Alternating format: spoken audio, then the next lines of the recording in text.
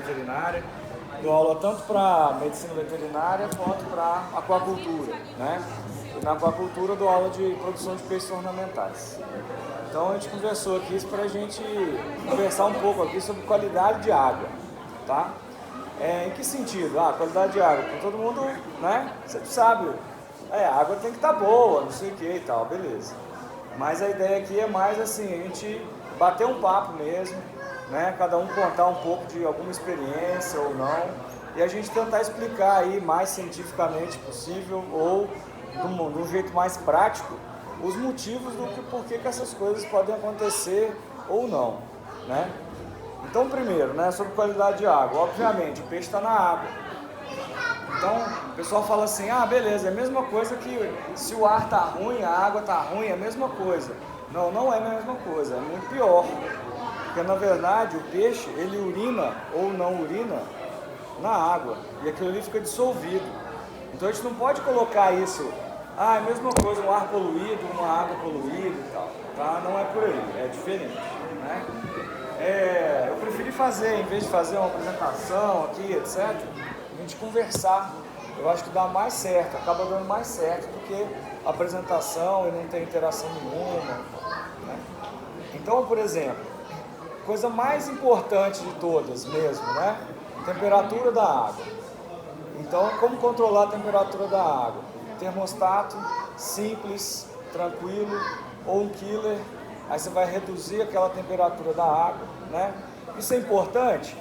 É importante. Então, a temperatura estável é o ideal para o peixe? Não necessariamente, tá? Tem muitos peixes que a maioria dos peixes, eles têm a sazonalidade deles, né?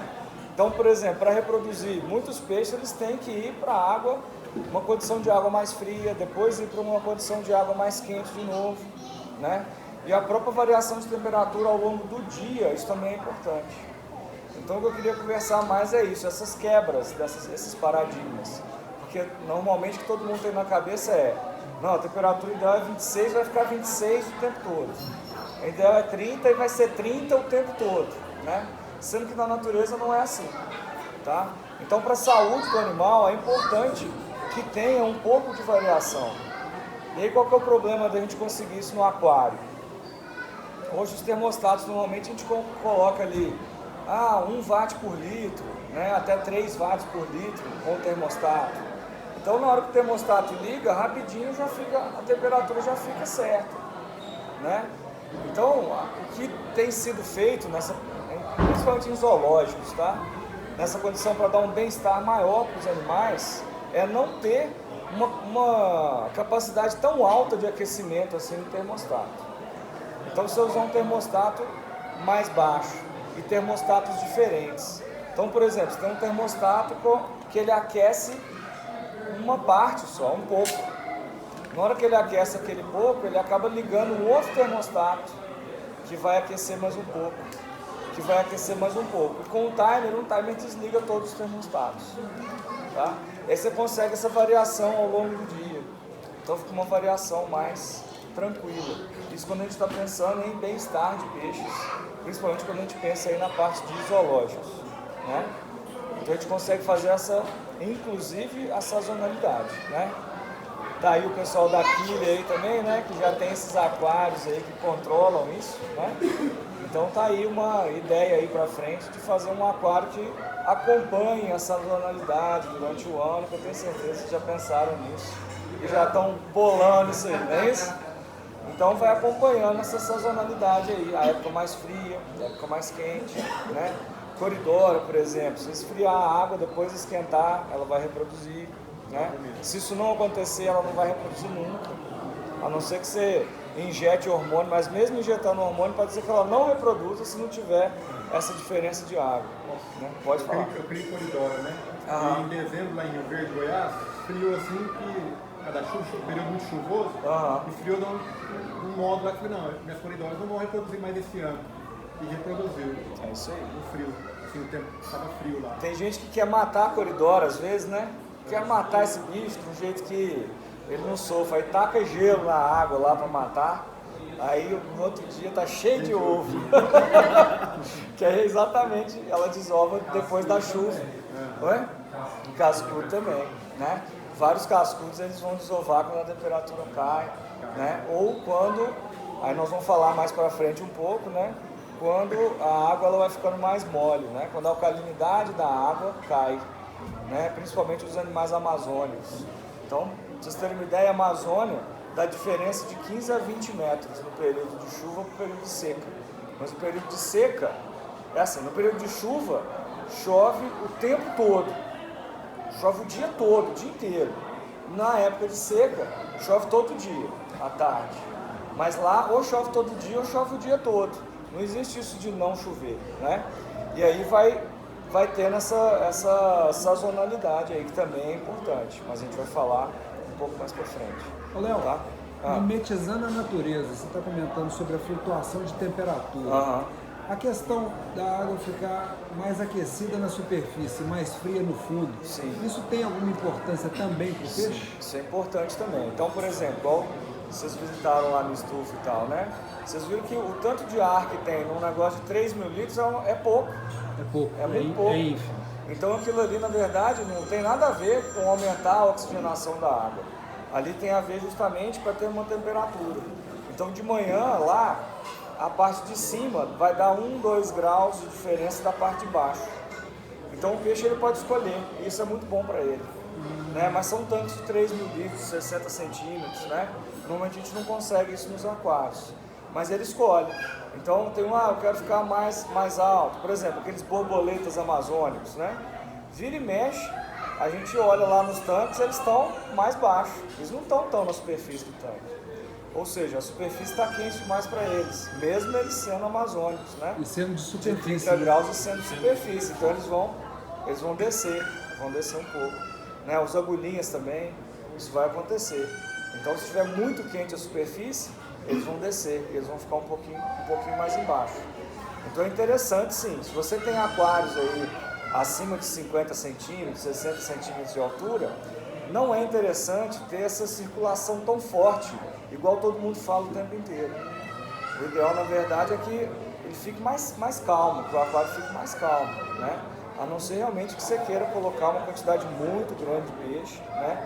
Mas hoje a gente já tem mídia filtrante bacana o suficiente para conseguir não ter tanto turbilhão assim a água, né? Então isso aí é importante, é essa escolha. Então ele vai escolher, né? Tá? Isso é importante. Então, gente, mais alguma pergunta em relação à temperatura? Né? Então, temperatura é bem isso aí, é simples. Estou tentando resumir aqui as coisas, né? Aí que tem a ver também, que a gente esquece, por exemplo, qualidade de água. Beleza, vocês viram ali um monte de fêmea de beta dumbo junto ali, né? Então aquela nadadeira peitoral daquele tamanhão todo. Coloca ela num aquário onde o fluxo de água ali está muito alto, elas morrem de um dia para o outro. O próprio guppy mesmo, né? Vou tacar a ar aqui, aí ele vai cansando, ele vai movimentando, aquele esforço vai aumentando e ele morre. Isso é uma coisa que quase ninguém vê isso, tá? E muitas vezes fala, não, tem que ter muito oxigênio mesmo, aí põe. Só que a saturação de oxigênio e a movimentação de água são coisas completamente diferentes, né? Então isso é que a gente tem que entender também. Então essa movimentação de água é importantíssima. Por exemplo, aquário plantado, onde o nível de CO2 tem que ser mais alto. Então a movimentação de água ela tem que ser mínima.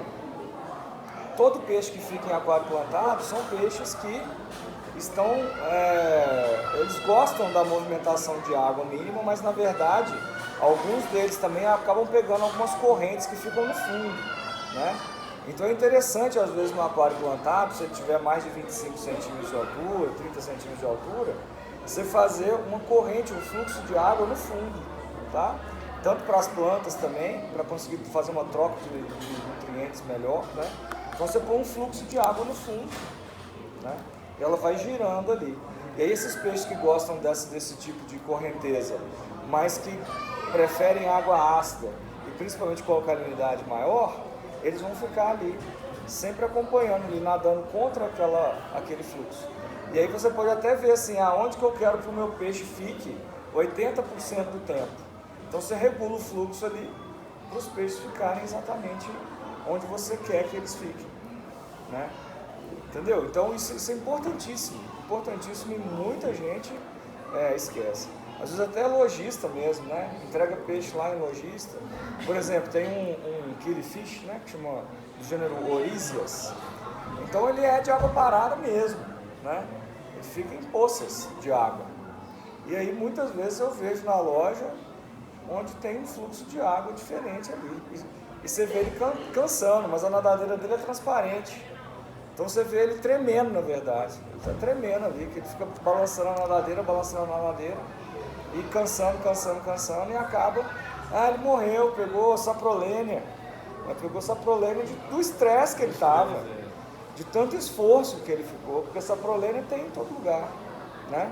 Se você estressar o peixe, pode desenvolver, né? Mas é um fungo comum, né?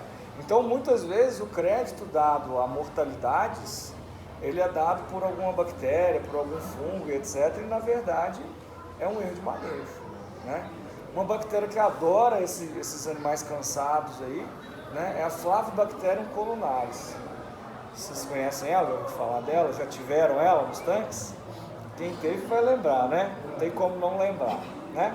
Mortalidade de 80% do tanque em 72 horas no máximo, de 36 a 72 horas. Mata tudo. Vem uma faixa branca no peixe, aqui está o peixe, faz uma faixa branca assim, né? É uma bactéria comum, fácil de tratar, só que na hora que você começa a tratar já morreu muito e não dá tempo, mas se você pega antes é fácil de tratar e normalmente é uma bactéria que vai pegar em peixes que realmente estão estressados, cansados, né? Então esse fluxo de água é importantíssimo mesmo, né? E o pessoal fica assim, não, vão 5 trocas por hora, né? 15 trocas por hora. Não, com 15 trocas por hora a amônia vai ficar baixíssima. Vai matar os peixes. Se for nesse tipo de peixe, mata os peixes tudo, não tem amônia nenhuma, né? Nem peixe tem, tá? Então tem que tomar um cuidado muito grande. E não é isso que vai... O que precisa... Aí vamos acertar aqui. Uma coisa é a saturação de oxigênio. Outra coisa é o fluxo de água, a movimentação da água, tá? Então, a superfície é onde vai trocar gás carbônico e oxigênio, entre a água e o ar, tá? E as bolhas de ar que tiver ali também.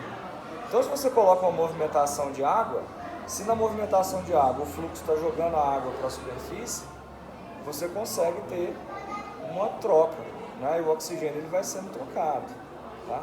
Então não precisa desse negócio de tantas trocas assim não, né? E porque quanto mais oxigênio tiver, menor a amônia, em parte é verdadeira, porque as bactérias nitrificantes, né, e denitrificantes, elas vão precisar de oxigênio sim, para quelar a amônia, para transformar, né, amônia em nitrito e nitrito em nitrato, sim, mas uma quantidade de oxigênio que já é suficiente. Se for pegar em aquários assim, ó, você vai ter nível de oxigênio aí, vai ser acima de 6, 8, 7, tá? Pra você ter uma ideia, nível de oxigênio baixo é onde os peixes realmente, que não tá tendo essa conversão de amônia aí, é quando os peixes realmente já estão na superfície ali, boquejando, né? Aquilo ali é saturação de oxigênio. Então se os peixes vão para a superfície, eles estavam super bem, de repente você vê eles irem para a superfície, muitos deles, e ficarem boquejando ali em cima, pode saber que isso aí, a saturação do oxigênio está baixa, tem pouco oxigênio, então tem que aumentar a quantidade de oxigênio ali dentro. Até a água oxigenada serve, tá? Existe uma proporção ideal, não vou falar assim em palestra não, mas podem procurar em livros, tá? Em artigos também do Google acadêmico, podem procurar lá a dose correta de água oxigenada para aumentar a quantidade aí de oxigênio, tá? Mas pode pingar oxigenada lá, se vai aumentar a quantidade de oxigênio, os peixes já voltam para o normal, ali fica certo, tá? Oi? Em doses pequenas não, agora em doses altas, ele é um agente oxidante, né? Então pode inclusive matar. Eu tenho em casa o carbonato peroxidado. Também. Eu sempre deixo o bote para aquário que não dá problema. É isso aí. Estou atrasado pelo serviço. Não dá para fazer uma TPA, não dá para aumentar a aeração. Aham. Eu jogo carbonato peroxidado no aquário Isso aí. Segura pelo menos até eu voltar. Isso aí. Isso funciona bem. Funciona bem. É porque aqui, né, realmente, nos Estados Unidos, isso tem comum, né? As pastilhas de oxigênio até que fala, é o carbonato peroxidado, né? Você coloca a pastilha de oxigênio ali e resolve o problema na hora. E é super seguro. Isso sim é seguro. Mas onde que compra? Você tem dica aí para dar pro pessoal? Ah, tá. Já é em Ah, bolinhas, né? tá. Pega, deixa um pote ou colherzinho abrindo, fechando assim para pegar umidade. E joga a quantidade também. Mas é experiência, porque se eu errar na mão, na hora de O pessoal está Mas é por aí. muito peixe com as pastilhas agora, né? É isso aí. Está fazendo muito isso. É isso. Já vi com disco, com cisto, com Aham. uma pastilha no saco. E o bicho vem, às vezes, da Europa, fica com mais de uma semana embalado, chega É aqui isso. zerado. Né? Então, diferenciar isso, que é o fluxo da água, né? O arzinho ali saindo, aquele ali, a saturação de oxigênio, é diferente, né? E outra coisa, quando você vê devagarzinho os peixes começam a ir um pouco mais para a superfície, primeiro um peixe começa a ir, depois o outro, aí eles vão ficando mais na superfície ali, alguns estão na superfície, mas os outros estão no meio da água. Entendeu? Por exemplo, 10, 20, 30, 40% dos peixes estão em cima, boquejando, parece que está faltando oxigênio. Mas a maioria dos peixes estão normais ali, no meio da água. Tá? Isso aí, realmente está faltando oxigênio para os peixes que estão em cima. E realmente o nível de oxigênio está bom para os peixes que estão no meio da água. Vocês têm ideia do que é isso? O que está acontecendo nesse aquário, nesse tipo de aquário? Tá? Isso é a famosa intoxicação por nitrito. Quando o nitrito está alto, o que vai acontecer é isso. O nitrito, ele age igualzinho o monóxido de carbono que sai dos carros, né? Então ele liga na hemoglobina das hemácias e complexa ali com a hemoglobina e ela fica inativa. E é irreversível, tá? igual o CO2? Irreversível. Igual o monóxido de carbono, irreversível. CO2 é então, o o CO. Então, o peixe vai ter que... E o peixe ainda é hemácia nucleada. Então, a hemácia, ela vive mais. Ou seja, é mais deletério para o peixe do que para o ser humano. Tá? Então, é isso que vai acontecendo. Aí, nesse caso, pela intoxicação do nitrito, aí tem sim que aumentar. Pelo menos durante uns 30, 40 dias, você tem que aumentar o nível de saturação. E às vezes até por mais de 100% de saturação de oxigênio. Então quem tem bala de oxigênio, mantenha o peixe na bala de oxigênio, no oxigênio puro. Quem não tem, usa essas pastilhas de oxigênio aí para manter ele, porque ele está realmente intoxicado por nitrito, tá? Então isso é muito comum e normalmente a gente não vê. Outras coisas que dá para ver, quando olha na superfície assim, ó, algumas rajos de sangue, parece que umas veias começam a aparecer ali. É um tipo de hemorragia, mas ela não é difusa não, ela é tipo uma raiazinha. Isso aí também é sintoma de intoxicação por nitrito, tá? Então isso é muito importante, a gente estabelecer isso, tá? Olha só, uma coisa é o peixe nadar de esforço demais e estar na superfície, porque é mais fácil ele nadar mais em cima, né? Outra coisa, todos os peixes vão... Isso aí é o fluxo de água que está alto demais. Outra coisa, todos os peixes vão para a superfície de uma vez só. Ele está bom ali, quando você olha de novo, eles estão subindo. Aquilo ali é falta de oxigênio Hoje na lá água. no aquário estava sem extensão, Ali, a menina né? percebeu que estavam todos os peixes na superfície. Aham. Aí eu vi que ela estava preocupada, falei, não, É como é que eu bom vou achar a ilustrar extensão? agora. Aí procurou o rapaz aqui que estava organizando, Aham. aí achou a extensão rapidinho, a gente botou. Esses que estavam em cima, né, baixaram, você viu que Na salvou hora. todos, mas Aham. um que já tinha virado, Aham. ele já nem fazia mais o movimento da guerra. Quando a gente pegou, eu e o Rodrigo, pegamos dele para trouxer para outro aquário, ele só estava mexendo aqui já nada dele. Ou seja, chegou um ponto que já não houve mais a troca de oxigenação nas guerras, e o nitrito tinha atingido ele também, mas os de cima baixaram todos e salvaram todos. Isso aí. E aí os maiores, eles vão, quanto maior o peixe, mais ele vai ser prejudicado nesse caso. Exatamente, foi exatamente isso, acho que era o maior mesmo. Quanto maior em relação ao tamanho dele, tanto maior, por exemplo, um pangaços em relação a um ciclide africano, o pangaços tem desvantagem pelo tamanho. Mas o caso específico do pangaços, ele sim vive numa saturação de oxigênio muito baixa, mas é característica da espécie, tá? Então, mas por exemplo, um peixe pequeno, que ele já está num tamanho adulto, ele já está mais velho, né? Ele vai ser mais prejudicado nessa falta de oxigênio do que um peixe do mesmo tamanho que ele, mas ainda jovem, de uma outra espécie mais ou menos compatível. Acho que consegui explicar direitinho isso aí, né? Tá? Então esse é o oxigênio. E o nitrito é isso, de uma parte só dos peixes que é mais sensível a essa metahemoglobina que a gente chama, né? Essa complexação da hemoglobina com o nitrito que trava a hemoglobina e aí não funciona mais, tá? Então esse peixe aí vai demorar muito mesmo para ele se recuperar, se é que ele vai recuperar, tá? E aí, como que faz nesse caso? Quelante de amônia, quelante de nitrito na hora, né? Então aí todos esses Prime, Aquasafe, todos esses, né? A base deles, principal, é uma base comum, tá? E aí pode usar eles que vai quelar esse nitrito, o nitrito vai reduzir instantaneamente, né? E aí o peixe, não é que o peixe vai melhorar, ele vai deixar de piorar, porque o dano que já causou na hemácia não tem conserto mais, tem que esperar ele voltar. Só que na verdade, todos nós, né, todos os animais, seres humanos também, a gente pode recrutar a hemácia do baço.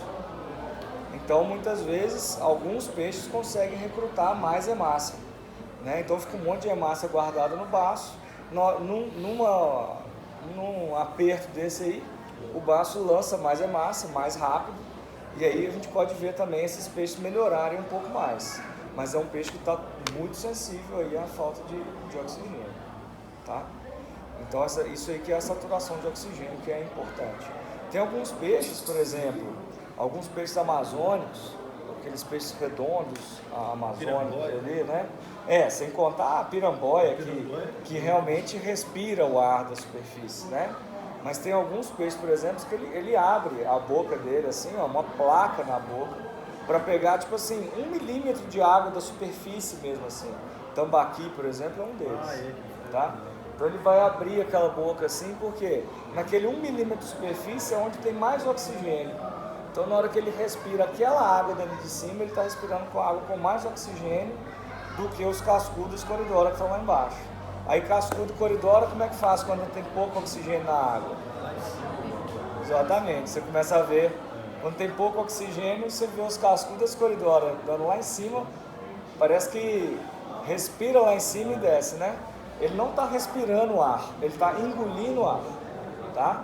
Então vários cascudos e coridoras, eles engolem o ar, e aí o intestino deles é tão vascularizado que ele consegue fazer a troca de oxigênio e gás carbônico pelo intestino, tá? Então ele vai lá, engole o ar e desce.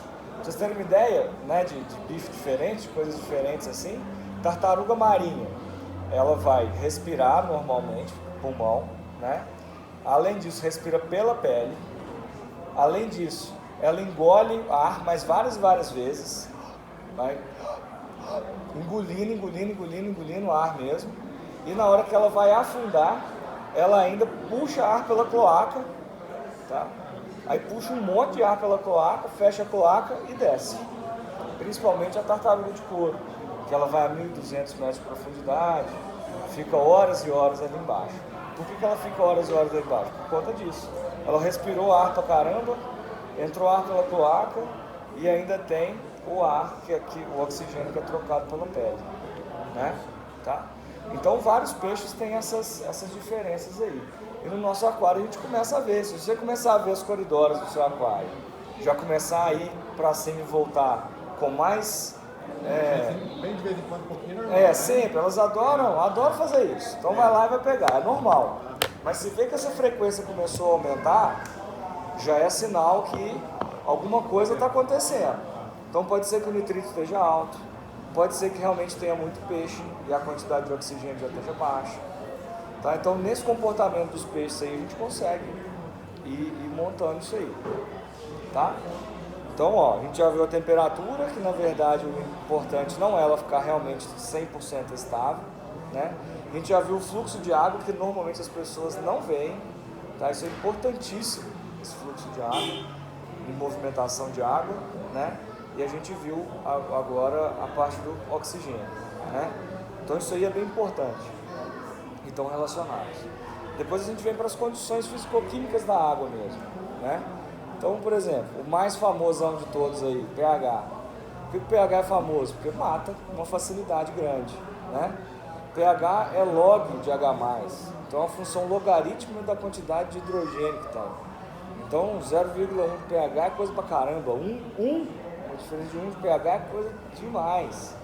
E aonde que tá também, por exemplo, às vezes a gente recebe peixe da Amazônia lá, a gente vai ver, tá 4,2 a água, né? Aí para você levar de 4,2 para 5,2, você pode levar isso aí num pulo, de supetão, sem problema. Você está aumentando 1 de pH, é muita coisa, mas 4,2 para 5,2. Na hora que você vai aproximando da neutralidade, vai ficando cada vez mais difícil, vai ficando cada vez mais complexo. Então, quanto mais aproximado da neutralidade, mais lento tem que ser. Então, por exemplo, se o peixe está em 6,8 e você vai colocar ele num aquário a 7,2, isso aí tem que ser super lento e é 0,4. Se tiver 6,2 e quiser levar ele para 6,6, é os mesmos 0,4, são os mesmos. Mas como a água é ácida, você pode fazer isso num tempo mais curto. Em meia hora que você fizer isso aí já tá bom. Tá? O outro acho que é zero, eu acho que o outro é 0,2 a cada 6 horas, né? É, Tem um negócio se você tiver que inverter, é muita coisa mesmo, né? Mas se não precisar de inverter, não tem tanto problema. Então, normalmente, a gente calcula aí até 0,4, 6,8 para baixo. Se der uma diferença de 0,4, só por conta de pH, você pode pegar o peixe aqui e jogar lá, tá? A temperatura tá igual, já ficou ali meia hora, uma hora, o saquinho boiando direitinho ali.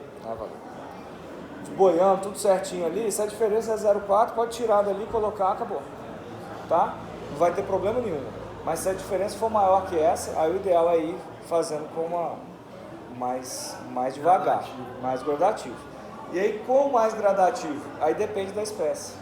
Tá? Então fica muito complicado. Por exemplo, um peixe super sensível à variação de pH é o Rhodostomos. Muito sensível mesmo. Então o Rhodostomos, às vezes, você tem que ficar muito tempo. Às vezes compensa você fazer uns 2 furinhos ali e deixar. Ou você deixa embaixo ali num lugar pingando, gotejando. Mas tem que tomar cuidado. Porque se você abre, ele vem embalado no oxigênio. Então você abre ali e deixa pingando. Beleza, o pH está aclimatando de pouco em pouco. Só que o oxigênio ali, o oxigênio que estava super saturado já não tem mais. Já é normal. Então, se tiver muito peixe ali no saquinho, aquela água pingando ali não vai ser suficiente para manter a oxigenação que aqueles peixes precisam. Então você está tirando, você está ajudando de um lado e piorando para o outro. Tá? Então tem que tomar muito cuidado dessa parte aí da aclimatação. Mas normalmente, se a gente colocar aí esse 0,4 aí a cada 2 horas, para a maioria dos peixes dá certo. Para Rhodostomos não dá certo.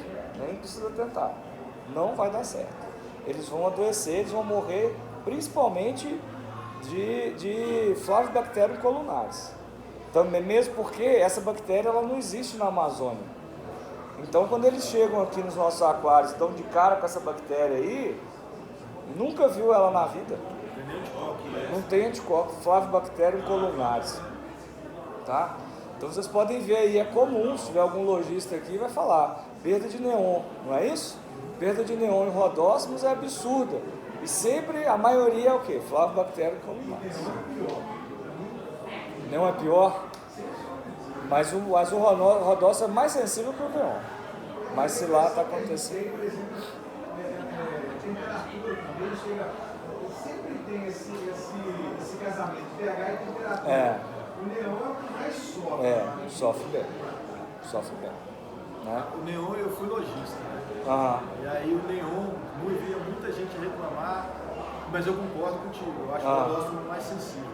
O neon eu via muita gente reclamar e eu perdia muito, mas quando chegava, eu aumentava a temperatura para 29, deixava 2 dias o aquário no escuro, não pingava remédio. Deixava o aquário no escuro e botava em 29, deixava eles lá quietinhos, não vendia, não fazia nada. Aí depois ligava a luz, temperatura do mesmo jeito, oxigenação. Aí depois que eu liberava para venda, não perdia nenhum de jeito nenhum. Agora se batesse o íctio,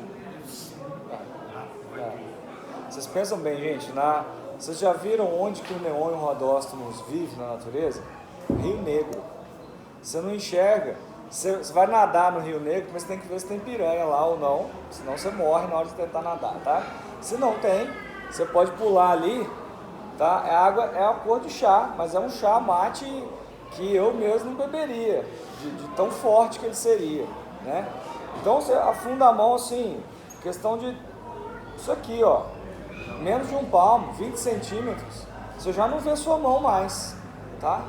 Então o neon e o rodóstomo, eles têm aquela cor vermelha, aquela cor azul forte, para os outros conseguirem identificar mesmo numa água desse jeito. E aí de repente a gente coloca esses bichos numa água cristalina, num aquário de água cristalina, né? Lá no Rio Negro onde eles estão, eu já fui lá, já colhi lá, a dureza da água é 0, o pH é de 3,8 a 4,2. Isso que eu colhi, medi, 3,8. Normalmente é 4,2. Né? Então uma água escura, cheia de ácidos orgânicos. Que ácidos orgânicos? Ácido fúlvico, ácido gílvico, ácido úmico, né? Tanino, ácido tânico. Então, por exemplo, o pessoal gosta daquela folha da catalpa lá, né? Ah, vamos pôr a folha da catalpa, ou então folha do abacateiro. Por que realmente melhora? Uma das coisas é o ácido fúlvico e ácido úmico. Eles são bactericidas, tá? Já são. Ela seca. Ela sem estar seca, ela vai apodrecer no seu aquário. Vai aumentar a amônia e vai aumentar o nitrito. Mas eu falo assim, se você pega uma folha verde, o meu conceito na minha cabeça, uma folha verde, ela vai ter mais refúgio para ela se defender. Não. No pé, ela tem um refúgio para ela se defender.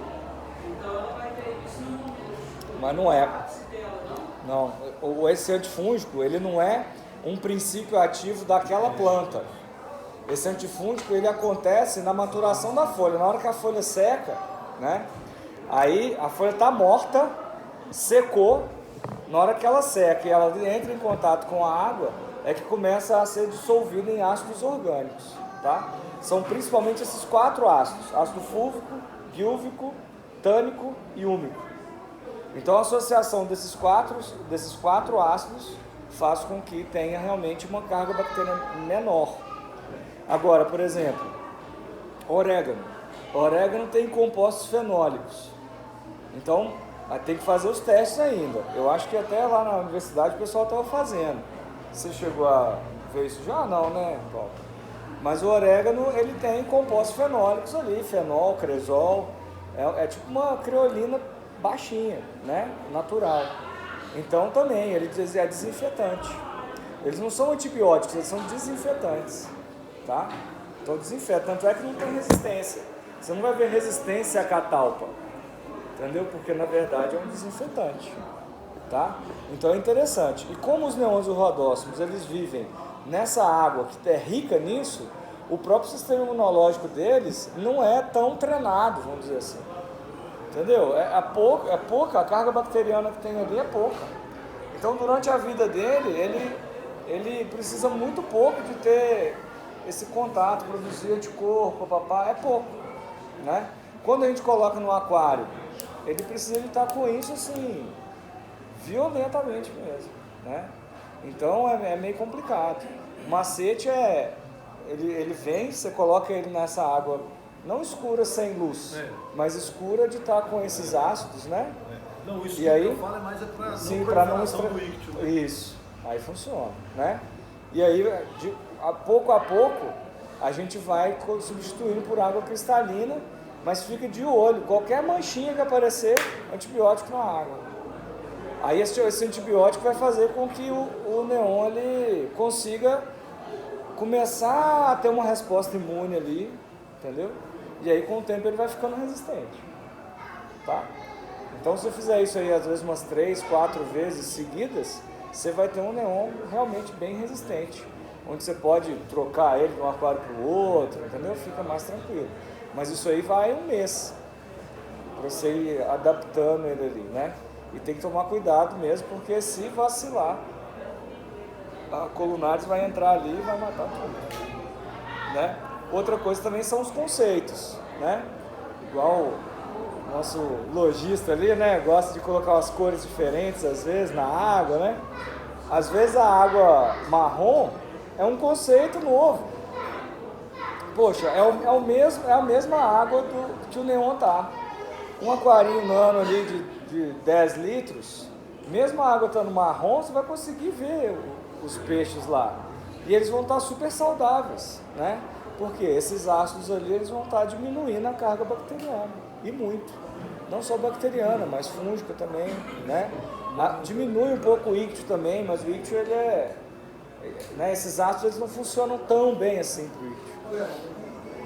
Quando ele solta também. Também. Nesse momento, né? Igual a gente tem essa questão de colocar os troncos nos nanos, justamente para ajuda mesmo? Ajuda muito. Ajuda pela porosidade, então você tem ali um filtro biológico incrível ali. Ajuda no biofilme, que normalmente os peixes que ficam em nano ou camarões, eles comem também aquele biofilme, né? E ajuda nessa produção. Só que normalmente é mais ácido úmico.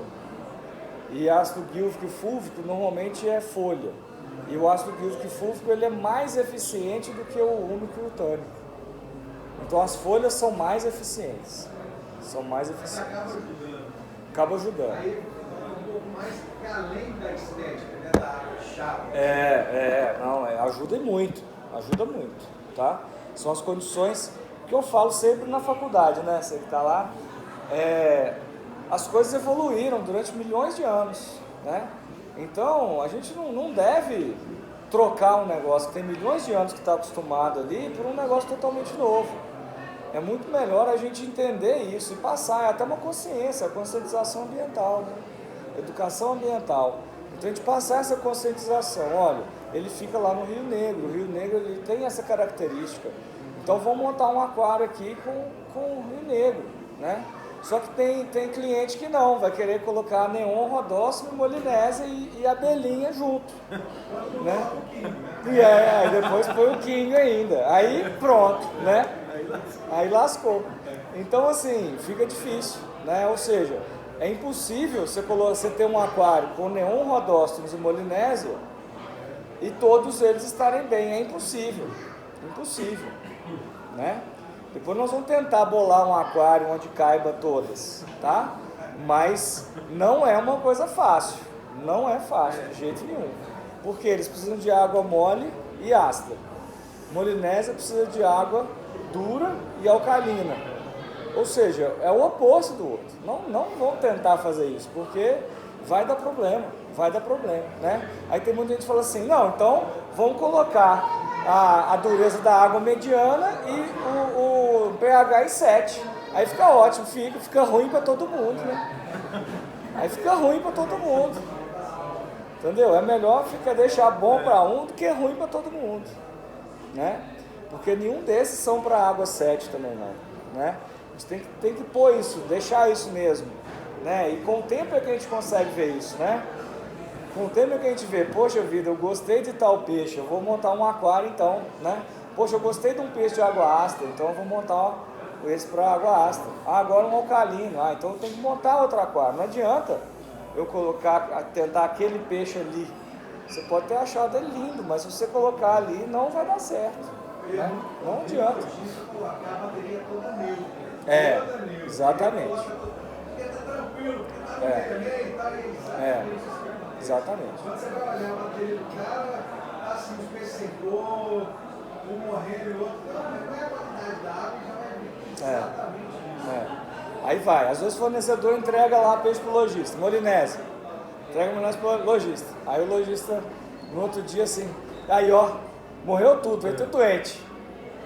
Aí morreu tudo, peraí. Tem coisa errada.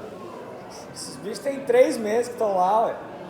Como é que morreu tudo? Não tem nenhuma doente lá, como é que morreu tudo aí? Então, exatamente. Aí é que nós vamos conversar. Temos aqui um especialista mesmo em molinésia aqui, né? Pode falar. Você falou com relação à gordura, água mole. Sim. Eu moro em Sete Lagoas. Aham. Aqui, apesar de você estar na APA-Karst, tem alguns spots lá, dentro da APA-Karst, que a água ela é mole e ácida ainda por cima, tá? Cuidado. Aqui eu fiz teste, ela tá saindo dureza em torno de 180. Tá. E pH 7.4, 7.5. Então beleza. É a característica da APA-Karst. E eu tô tendo problema lá com os betas. Eu até mudei agora no filtro, adaptador. Não, mas isso não é problema para beta. Beta fica bem nisso aí. Você está tendo problema com outra, você está tendo problema com outra coisa. Tá? Pelo que eu pesquisei, tá tranquilo. A única coisa que eu vi assim que tá fora do parâmetro do beta é que ele é de água mole, entre 10 e 20 ppm. E lá tá dando 180, 170 e tanto. Porque assim, aí também a gente tem que entender o seguinte: tem peixes que eles são de água mole, igual o neon, mas eles são sensíveis à água dura, né? No caso do beta e de killifish também, né? Dependendo do killifish é de água dura, dependendo do killifish é de água mole, depende da poça onde ele está, né? Mas como eles têm essa variação maior, porque tem a chuva, tem a concentração de água, então eles são resistentes a se a água ficar mais dura ou mais mole, entendeu? Agora, para o bem-estar do beta, o ideal é água mole, sim. Água mole e alcalina. Alcalina sim, 7.2, 7.4, não tão alcalina. Mas, se a água é mole e está em 7.2, 7.4, o sistema tampão é baixo. Então a chance desse pH virar rápido é imensa também. Então você tem que ficar de olho, entendeu? Assim, na parte de alimentação dos peixes, comportamento deles, eles estão tranquilos. O que está pegando é a reprodução. Eu criava aqui em Belo Horizonte, aqui na faixa de 40 ppm, reproduzia normal. Lá, o macho chega a fazer um ninho e tudo, mas teve macho até que a fêmea entra mais baixo do ninho e tudo, eles ficam ali e depois separa, acaba no reproduz. Não sei. Se você quiser reduzir a dureza da água barato, sem ficar comprando reversor de osmose, esses negócios todos. Resina catiônica. Resina catiônica também é cara, R$25 o quilo, né? Se você comprar em grande quantidade. Tem que ficar regenerando. Pode ser. Mas o sulfato de alumínio funciona muito bem. Esse negócio de deixar a água cristalina, de piscina, sulfato de alumínio de piscina. Tá? 20 gramas em 1.000 litros aí, você reduz a dureza da água bastante. E é baratíssimo. Pra mim é uma explicação que tem. Tenta assim. Quanto mais dura a água, maior a tensão superficial da água.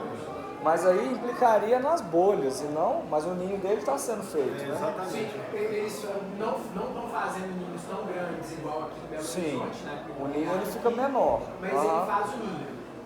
Entendeu? Só que na hora de reproduzir mesmo, não tá ainda. Eles não vão. O macho faz o ninho e tudo, aí na hora que solta a fêmea, ela vai, às vezes ela até vai para debaixo do ninho, eles ficam ali, aí fica ali poucos minutos, de repente o macho vai bater nela, ele sai fora, acaba tudo, estraga o ninho.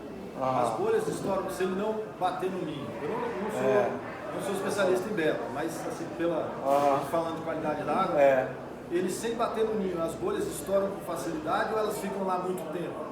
Não, normalmente não. Até na hora de soltar a fêmea, ele faz o ninho e fica ali. Fica muito tempo? Fica o ninho ali. Então a água não está Mas na hora que solta a fêmea.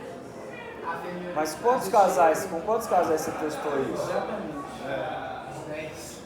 Você tem que ver isso, porque às vezes o casal também não está preocupado. Esse é coisa que ele não sabe. Não é a primeira vez que eu tiro reprodução de beta. Quando eu morava aqui em Belo Horizonte, eu criava. Era tranquilo, né? Tirava tranquilamente. Eu acho assim, você tem que ver, você chegou a fazer a análise de água completa ou não? Completa. Porque às vezes tem alguma outra coisa. A região de APA-Karst, às vezes tem outros minerais. E não só os carbonatos de cálcio, magnésio e sódio, né? Então às vezes tem algum outro mineral que está interferindo nessa reprodução aí. Entendeu? Mas só a dureza da água, ela só interfere no ninho, na bolha. Agora eu fiz o abrandador, né? Eu consegui sair de 180 ppm, tem lugar, região lá, que vai até 200 ppm. Eu consegui abaixar tudo isso. Beleza. Testa lá, vê se vai dar certo. Se não der certo, usa o sulfato de alumínio. O sulfato de alumínio, além dele quelar os carbonatos, ele quela outros metais. Mas ele é tampona? Não, ele vai fazer o contrário. Ele destampona. O pH ele vai variar numa facilidade muito maior. Tanto é que, por exemplo, tinha várias empresas que tinha aquele, não sei o que é Crystal. Era o nome da empresa Crystal, que você pingava lá que floculava ali e decantava, o filtro acabava pegando e a água ficava cristalina, né? Aquilo ali matava o peixe pra caramba. Porque é justamente sulfato de alumínio. Na hora que você pinga aquilo ali na água, até para piscina, você primeiro põe o sulfato de alumínio para depois pôr a barrilha leve, não é isso? Carbonato de sódio, para conseguir depois ajustar o pH para colocar o cloro. Senão você não consegue fazer isso na piscina, né? Então na hora que você coloca esse sulfato de alumínio, ele sai quelando tudo isso aí. E aí os carbonatos todos o pH vai abaixar e a água vai amolecer. Então a água vai ficar mole com pH ácido. Então morria muito peixe. Por exemplo, aquário de molinésia. Você quer matar a molinésia, você colocar o sulfato de alumínio desse aí. Você mata ela em meia hora depois, ela já começa a mostrar sintoma. Ela já começa a nadar irregular, já vai começar a virar. Entendeu? No caso, era para fazer a análise completa. Pede fazer a análise completa. É mais cara. Mas aí quando você der a análise completa, ele vai te dar lá qual que é os limites, quais são as referências, né? Aí às vezes tem algum metal pesado, alguma outra coisa assim que possa estar interferindo.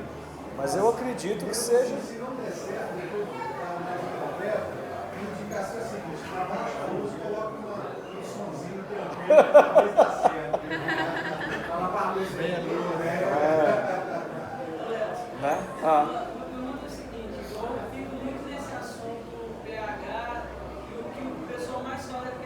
Só que igual, ontem mesmo eu trouxe um monte de peixe lá de Manaus, do Pará. Aí nisso veio o Griflaboeira, Verdade, Vecchio.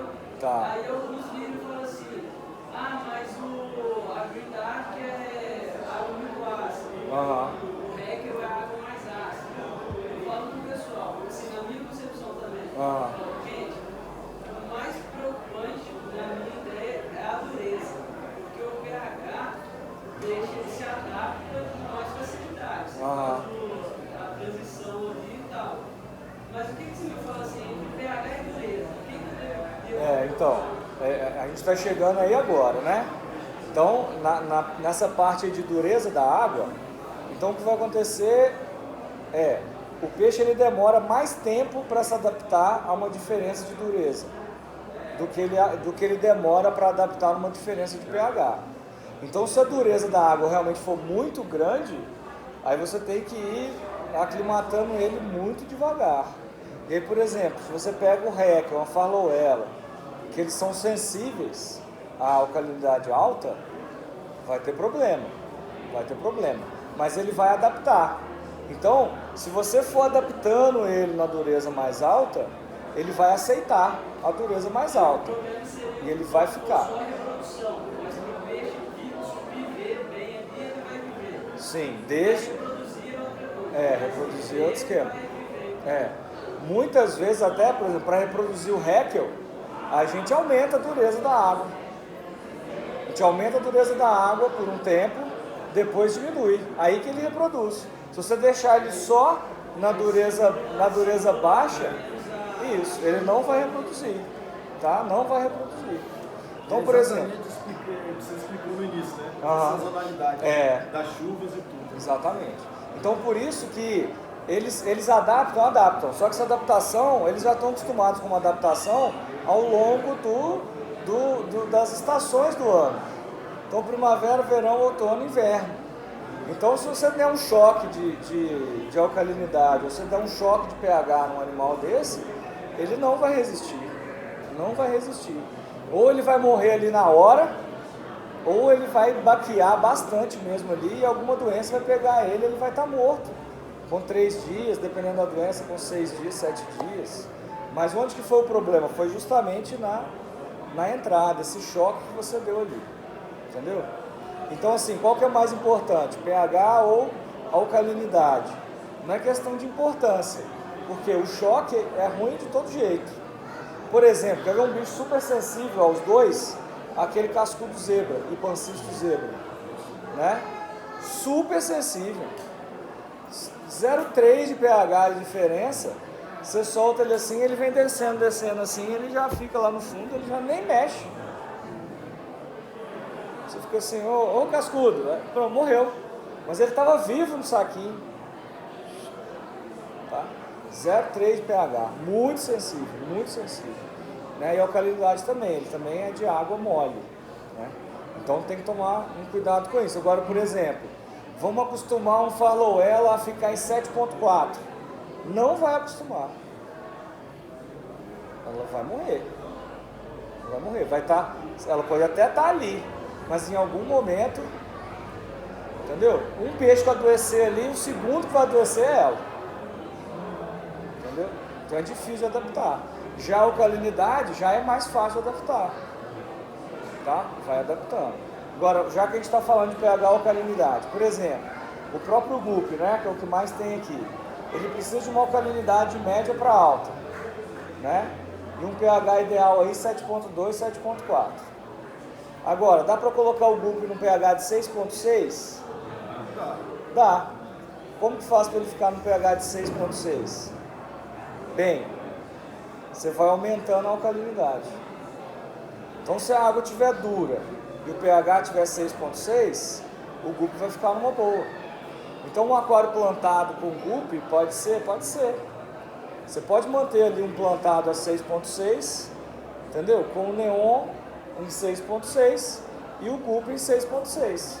Só que a alcalinidade tem que estar alta e você tem que ter adaptado aquele neon de uma maneira muito tranquila, para ele também adaptar ali na alcalinidade alta, entendeu?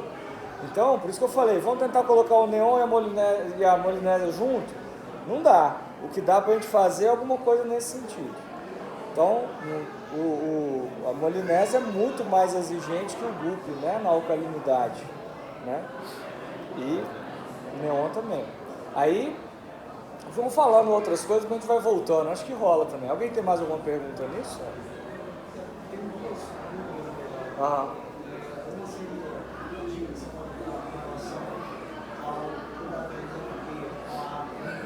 Aham.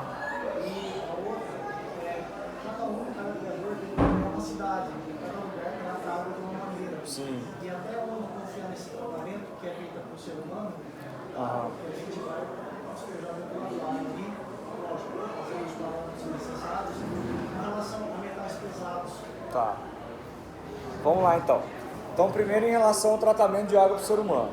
O tratamento de água para o ser humano tem uma legislação federal onde ele tem que sair com o pH 7,5, tá? Então o pH sempre vai sair, independente da cidade, do estado que esteja, 7,5. E o nível de cloro tem que chegar no consumidor em meio. Então isso é regra. Agora, o tanto de alcalinidade que vai colocar ou não, aí depende de cada lugar para ver o que é mais econômico. Se vai aumentar a alcalinidade ou não. Porque quanto maior a alcalinidade, melhor é para o cloro agir. Tá? Mas o que tem que ser? Sai sempre 7,5 e tem que chegar sempre meio de cloro nas casas. Tá? Então assim, muitas vezes 0,2, 0,3 é uma tolerância. Mas menos do que 0,2 nunca deve chegar quando você abre a torneira da sua casa, né? E aí as tubulações, tem tubulação de metal que é assim, antiquíssima, né? Então à medida que o cloro vai passando por aquela tubulação de metal, vai saindo ali zinco, né? Muitas vezes aumenta a concentração até de metais pesados que a gente nem pensava, tipo cádmio, às vezes aumenta, mas Por isso, quando a gente faz a análise completa, tem todos esses aí, né? Porque todas as empresas que fornecem água potável para ser humano, ela tem que ter o nível máximo ali desses metais, tá? Então isso aí é utilizado na ponta lá, no consumidor final. Então, por exemplo, aqui a CEMIG vai nos locais onde o encanamento é mais antigo. Então, se no lugar onde o encanamento é mais antigo, o nível de ferro está dentro do limite, nível de zinco está dentro do limite, nível de cobre está dentro do limite, que normalmente são os 3 que mais soltam, né, nos encanamentos. Então, eles ficam tranquilos em relação a onde parte é encanamento de PVC, né, ou outras coisas do tipo. Tá?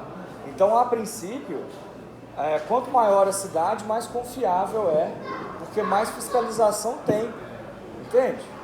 Agora, cidades pequenas, muito pequenas, às vezes não tem fiscalização, às vezes nem sabe disso, né?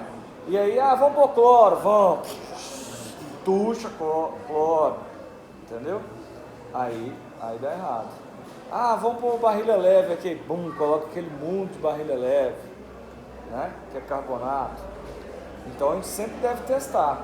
E quanto menor é a cidade, menos fiscalização vai ter, mais flutuação vai ter em dias, semanas, meses diferentes.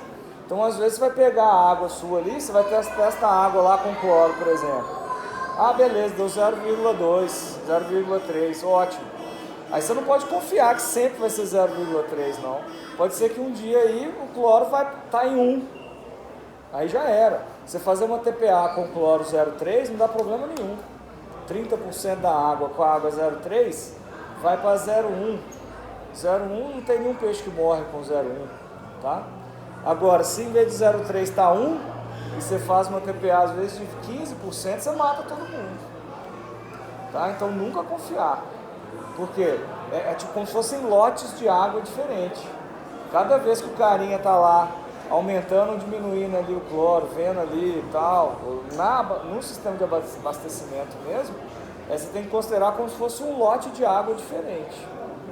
Entendeu?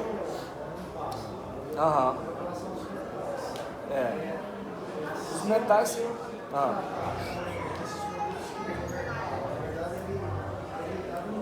Sim, alguns vão funcionar.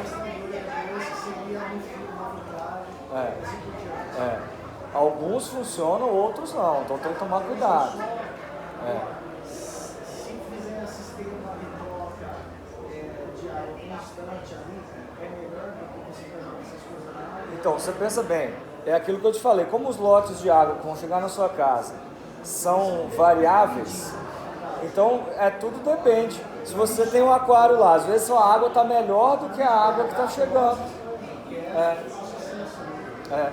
Porque isso é muito caro você tentar ver esses metais pesados. O ideal é realmente você pegar esses quelantes de metal, né? Então, por exemplo, tem vários produtos no mercado aí que vai quelar amônia, nitrito, cloro, cloramina e metais. Então escolha um desses produtos aí, né? Aí é você com a empresa, vocês escolhem lá o que você quer, né? Se der pau, aí você também vê com a empresa lá o porquê que deu pau, né? Mas escolha desse tipo aí e usa com constância. Eu acho que a melhor coisa que você pode fazer é isso, né? Mas a água, cada vez que você abre a torneira, a água pode vir completamente diferente, né? Limpeza de caixa d'água da cidade. Ixi, aí é que ferrou. Ou está em prédio, limpeza de caixa d'água de prédio, né? Nosso amigo Chico, né, Francisco, grande criador de acaradisco, até parou de novo, mas daqui a pouco deve voltar de novo, ele sempre vai e volta, né? Mas teve uma época aí que ele tinha um plantão de disco violentíssimo. Ele deixava a água descansando, não sei se era 6 dias, 8 dias, era um negócio assim. Só que limparam lá a caixa d'água do prédio e não falaram nada, tacaram cloro lá. Quando ele chegou lá, ele só viu todos os casais dele mortos. Todos. Só, não era disco CD, não, era LP, cara. Era um disco desse tamanho assim, ó. Morreu tudo, entendeu? Por quê? O condomínio lá resolveu lavar a caixa d'água não avisou para ninguém, papapá, e ele estava super seguro, ele falou, não, fica não sei quantos dias aqui nas bombonas, até essa água chegar lá, o cloro já foi todo embora. Só que colocaram tanto cloro na caixa d'água que não deu para o cloro todo embora, não. E aí ele perdeu o plantel inteiro, né? Porque o negócio dele era todo automático. Então, para ter as coisas automáticas, elas têm que ter segurança, né? Então, beleza, automático mas vamos conferir. Beleza, então essas bombonas aqui é o que vai usar em um dia aqui? Então faça o automático por lote. Então você mede aquele lote lá, beleza, o cloro tá aqui, tá limpo de cloro. Então deixa aquilo ali no automático, né? Aí no outro dia vai vir um outro lote, aí olha de novo, não tá limpo de cloro, e aí vai. Se ele tivesse feito isso, para o cloro ir embora, é totalmente dependente da alcalinidade e da temperatura. Então por isso que você não tem assim, é uma equação, entendeu? Mas tem, se procurar a equação certa, vai ter. É tanto de temperatura, tanto de fazer o cálculo quase que estequiométrico mesmo. Você faz um cálculo para conseguir chegar nisso aí, né? Mas assim... Assumir o risco, né? E aí você assume isso, porque na verdade você tem que saber o tanto de cloro que tem inicial. Que é isso que você não sabe, entendeu? Porque na verdade o limite é o mínimo. Então a gente confia que a pessoa não vai querer gastar dinheiro, que a Copasa não vai querer gastar dinheiro. Então, como ela não vai querer gastar dinheiro, ela vai ficar no mínimo do cloro.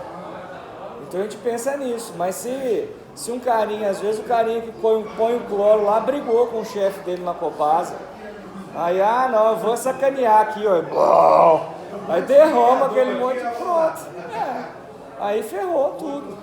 Entendeu? Então tem que tomar cuidado, sim.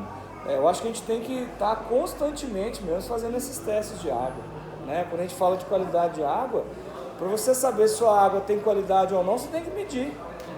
Não adianta você olhar para ela, nossa, que qualidade, hein, essa água aí, poxa. Não é assim. Às vezes a água está verdaça, mas a qualidade dela mesmo está ótima, está excelente, entendeu? Não é a cor da água, a cor da água é uma outra turbidez da água, a cor da água, é uma outra condição ali de qualidade de água, mas às vezes todos os fatores físico-químicos estão ótimos e a água está verde. Está aí a produção em biofloco, por exemplo, né?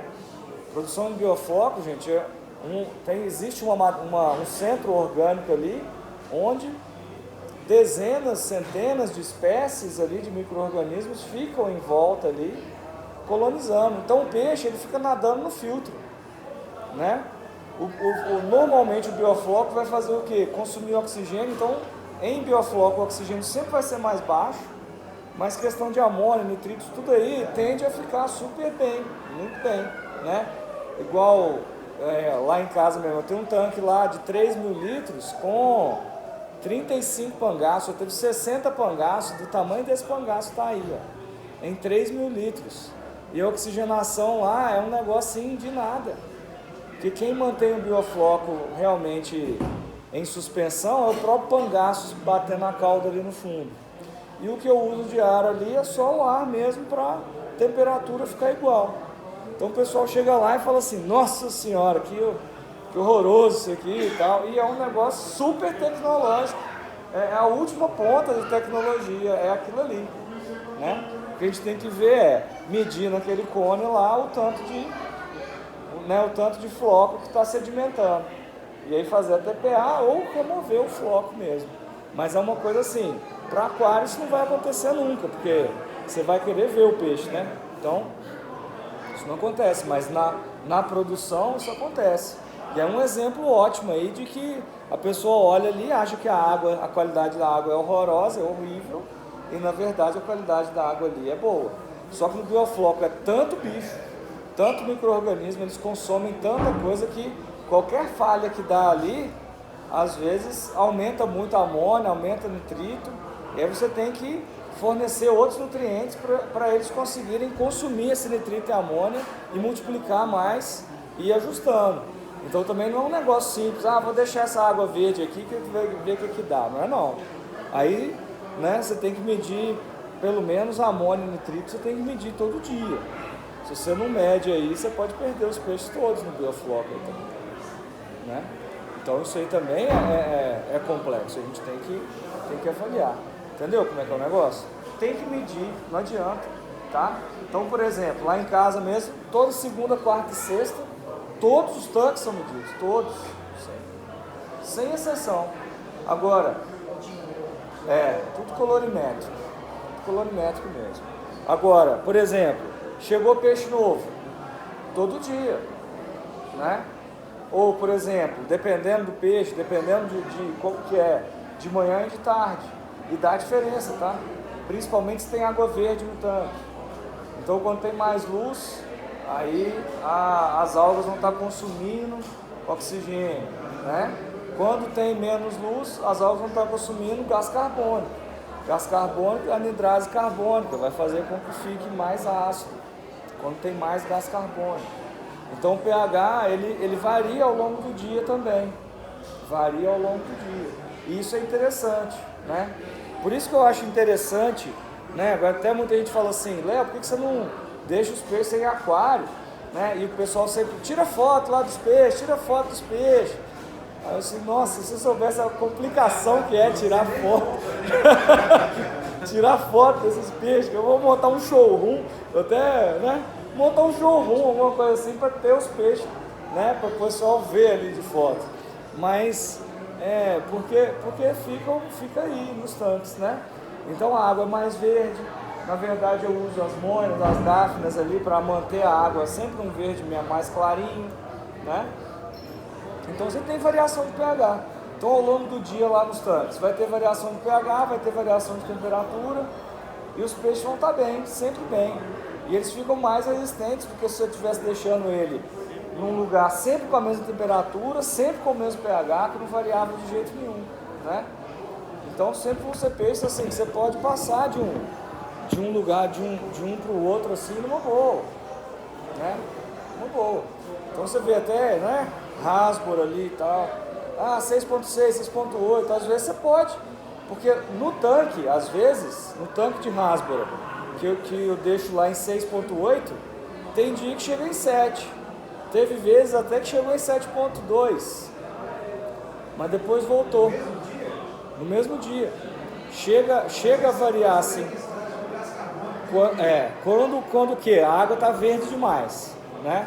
Aí isso aí é falha, na verdade, lá na quantidade de alimento vivo que eu coloquei. Então se eu colocar pouco alimento vivo ali, ele não vai filtrar toda a alga. E aí fica verde e aí dá essa variação.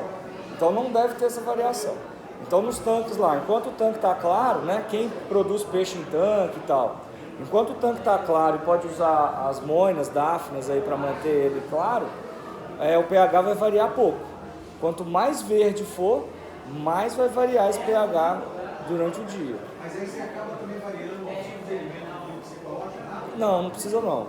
Você pode, aí você que sabe, mas sendo filtrador ali, consumindo essa alga, dá certo. E fica um ecossistema muito bacana, porque os peixes estão gerando nutrientes na água, esses nutrientes estão gerando alga, a alga está alimentando o alimento vivo está alimentando o peixe, né? Então o que eu deixo lá são APAs separadas assim. Você fazer uma companhia, Mas na verdade até tem as plantas lá de superfície e tal, né? Então é mais ou menos por aí. Então vocês que visitaram lá, vocês viram, tem um monte de APA pequenininha assim, lotado de moina, ou lotado de dáfnia. E aí o que eu faço ali? Na hora que a água está clara demais, eu passo uma redada ali dentro, jogo aquele alimento vivo lá para os peixes, né? Aí vira aquela festa, e é bom, eu uso a mesma redinha que eu pego os peixes, é o que eu dou comida, então eles ficam vendo se eles dão sorte ou se dão azar, né? Como os que dão azar vão embora, então os que estão lá sempre estão achando que eles estão dando a sorte. Aí fica fácil de pegar também, eles ficam tranquilos com a redinha. Passou a redinha ali, jogou, tem que tomar cuidado para não embolar peixe lá, e na hora de voltar vir um peixe e mudar peixe de um tanque para o outro. De tão acostumado com a redinha que eles ficam assim. Às vezes você vê com a redinha em cima assim, ó. Às vezes eles fugirem, eles vêm tudo para cá. É dáfnia, né? Eles já vêm tudo procurando, né? e ela na verdade é um filtro barato. Barato não é barato porque o tempo de funcionário é muito grande, né? Mas é um filtro onde quando você tem um funcionário e ele tem que aprender isso, e para dar essa variação aí, tanto para o bem-estar dos peixes, quanto para realmente eles ficarem mais resistentes, é muito importante isso aí. Então eu sempre tenho lá um ou outro tanque grande com cada um dos alimentos vivos, mas em cada tanque tem um pouquinho de alimento vivo ali também, né? E outra coisa doença também, a gente tem que tomar cuidado, qualidade de água também, doença. Então, por exemplo, eu vou pegar o peixe ali com uma redinha, beleza. Aí depois você pega a mesma redinha, vai e pega o peixe lá, tá? Então a colunares mesmo, vamos supor que eu tenho um tanque aqui de guppy, todo guppy tem colunares, sem exceção, todos. Se você pegar um suave ali do guppy e colocar no meio de cultura, vai crescer Flavobacterium colunares, não tem como não crescer. Agora, os neons na Amazônia, nenhum tem. Então você tem ali um tanque de guppy, né, um aquário de guppy e um aquário de neon. Você pegou o guppy ali, aquela redinha está com colunares. Se você não desinfetar ela e pegar o neon, acabou. Você começa a ter perda de neon uma atrás da outra. Aí tem várias coisas, por exemplo, amônia quaternária. O que vai acontecer? Super eficaz, tá? Glutaraldeído também, super eficaz. Mas você tem que lavar muito bem antes de colocar o peixe de novo, antes de pegar ele de novo. Porque qualquer resíduo que tiver, você vai matar esse peixe também. O que é mais seguro? Sal. Então a solução hipersalina é seguro. É tão seguro que tem bactéria que ele nem mata. Então tem esse problema, tá? Então você pode deixar ali a redinha no sal ali? Pode. Já vai ajudar muito bem, né? Só que tem algumas bactérias que já são resistentes a esse sal. Então às vezes na hora de passar daqui para cá dá problema. O conselho para mim é uma redinha para cada um. Redinha para cada um.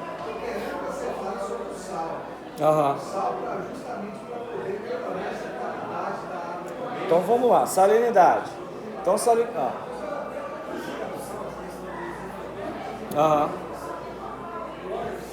Cloro super eficiente. O cloro é muito eficiente, só que o cloro ele vai assim destruir a matéria orgânica com muita rapidez. Só que tanto o cloro destrói a matéria orgânica quanto a matéria orgânica consome o cloro. Então tem que tomar um cuidado assim, às vezes, se você, vou colocar essa redinha no cloro, só que a redinha tá suja pra caramba. Se o cloro estiver baixo naquela água e a redinha estiver muito suja, às vezes não dá tempo do cloro desinfetar e já acabou o cloro. Então você acha que você está desinfetando, que você acha que tem cloro, mas na verdade não tem cloro. O cloro acabou por conta da matéria orgânica que está ali, entendeu? Então o ideal é, se você deixa em 1 ppm, de 1 a 2,5 ppm de cloro, você mede mesmo, né? Dá para medir com, como é que é? Esqueci, ortotolidina, né? Pinga ortotolidina, você vai ver lá o quanto de cloro que tem. Então ele está amarelinho clarinho ali, significa que ele está funcionando. Então você deixou ali meia hora no cloro amarelinho clarinho, está funcionando. Então o que você tem que fazer é, antes de pegar a redinha, testa o cloro. Tá amarelo clarinho? Tá. Então a redinha está desinfetada. Só que na hora que você tirar, ela está com cheio de cloro. Mas aqui meia hora é suficiente. Aí se tiver mais de 1, se tiver 0,2, aí não, aí é mais. Aí você tem que lavar mesmo ali, mas se você lavar numa água que está contaminada, aí você já contaminou de novo, entendeu? Por isso que no final das contas, eu já tentei de tudo, cara. E sempre visando ali os neons, né? Fazendo teste mesmo. Uma redinha por tanque. Se for o caso, pelo menos os neons rodóstomos, até os lápis são mais resistentes, xadrezinha resistente, xadrezinha, vou trazer amanhã. Xadrezinha resistente, todos os bichos são resistentes, né? Mais resistentes a essas doenças aí. Mas, pelo menos onde tem rodóstomos e neon, esses assim, deixa uma redinha exclusiva ali. Não tente ficar mexendo não, que vai dar problema. Entende? Porque na verdade, a não ser que você coloque ele na água realmente cor de chá. Mas tem que ser cor de chá por conta de ácido fúlvico, bílvico, úmico e tânico. Porque tem umas empresas aí que pega corante, anilina marrom, né? Se você misturar anilina vermelha, amarela e azul, vai ficar marrom. E aí vende lá, aqui ó, isso aqui é cor de chá aqui, ó. E vende para ficar da cor do chá. Realmente fica da cor do chá. Mas o que precisa lá não tem. Tá? Então toma cuidado também, quando for usar a empresa idônea, né? E o ideal é que tenha qual que é a base. Na legislação brasileira, ela só permite que você venda se a base estiver ali, no rótulo. Nos Estados Unidos não. Então todo mundo fica assim, nossa, qual que será a fórmula do AquaSafe? Ninguém sabe a fórmula do AquaSafe, porque lá nos Estados Unidos não precisa pôr. Mas na verdade é um negócio tranquilo, corriqueiro, tá? Então tem vários outros aí que são parecidos. É assunto que não acaba mais, né? Que também é muito bom aí, né? Igual eu estava falando, essa parte aí da qualidade de água. Onde você tem um quelante desse, dos principais toxinas, que é amônio, nitrito, e cloro, e cloramina, você fica bem, né? Voltando lá, tá respondido? Tá, né? Voltando lá para o sal. Então no sal também a gente tem dois extremos, né? Os extremos que são os animais de água salobra, marinho, né? Mas estamos falando aqui de água doce. Os animais de água salobra mesmo, exclusivos de água salobra, e os animais de água, assim, de salinidade baixíssima. Por exemplo, cascudos, coridórios, normalmente os peixes de couro. Os peixes de couro têm uma sensibilidade imensa a sal. Às vezes 2, 3 ppm de sal já chega a matar uma coridora, um cascudo, dependendo do cascudo. Aquele Ipancisto zebra que eu falei, 1 ppm é suficiente. Qualquer quantidade de sal mata aquele cascudo ali. Qualquer quantidade. Eu tô querendo, mas ele é proibido. Você não tem licença dele, não? Pois é. Mas ele é muito sensível, muito sensível. Eu acho que agora vai começar a confraternização lá. Já vão encerrar? Deixa eu terminar o sal aqui. Olha, gente, então só finalizar a salinidade. Então no negócio do sal, o que acontece é o seguinte. Olha só, quando tem sal demais na água, o sal vai remover a água do peixe. Tá? Então o peixe está perdendo água o tempo inteiro. É um peixe que inclusive não urina. Ele nem tem água para urinar, ele está perdendo pela pele, ele está perdendo, a água está perdendo, né? Então, o que vai acontecer? Ele tem que estar, o metabolismo dele ele tem que estar ajustado para isso, para ele não perder. Então, um peixe que está acostumado com água mais salobra, mais salgada, o metabolismo dele está todo pronto para não perder água. Se você coloca ele num lugar onde não tem sal, ele começa a ter edema. Começa a ter água em todas as células dele e dá falência de todos os órgãos. Ele morre, tá? É o caso das molinésias. 0 ppm para molinésia é muito pouco, mas às vezes 2, 3 ppm para molinésia já é suficiente. A gente já fez lá na faculdade teste de 2 ppm até 16 ou 18 ppm, que é metade da água do mar, vamos dizer assim, foi onde elas foram melhor. Sobreviveu até quase o Mar Morto. Sobreviveu. Mas não reproduz, não cresce. Mas sou eu. Precídio aguenta bem.